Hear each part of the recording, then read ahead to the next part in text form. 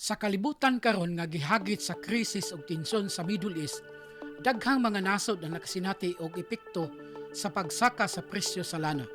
Ug kung muminto ang presyo sa gasolina, mosunod usab ang pagsaka sa gasto sa transportasyon. Apan sa panahon sa kalisod, di malikayan nga dunay mga mapahimuslanon.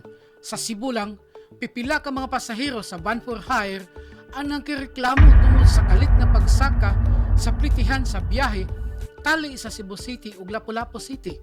Walay pahibalo, walay opisyal nga pagtugot, kalit lang nga paamintuhan sa mga driver ang plite, gikan sa 40 pesos ngadto sa 50. Ang katarungan sa mga driver, mahal na ang gasolina, apan bisan pa man sa ilang rason, ang pangutana sa publiko, legal ba kini? Matod pa sa Land Transportation Franchising and Regulatory Board kung LTFRB 7, illegal ang maong uminto. Nisaad ng LTFRB 7 nga sila mo padala og mga agent aron pagsusi sa paglapas sa fare matrix.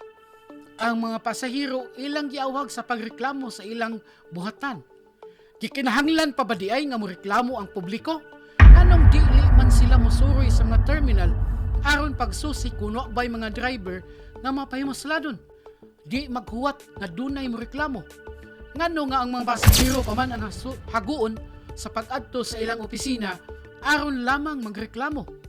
Sa panahon sa kalisod, ang katawhan nagkinahanglan og proteksyon, dili dugang nga kahasol. Ang balaod gikinahanglan nga ipatuman, dili lamang sa papel kundi sa aktual nga aksyon. Kay sa katapusan, ang serbisyo sa gobyerno alang mangyud sa publiko. Ako si Roger Valiena, ang inyong komentarista on the dot. TV is a proud member of Philippine Press Club Incorporated.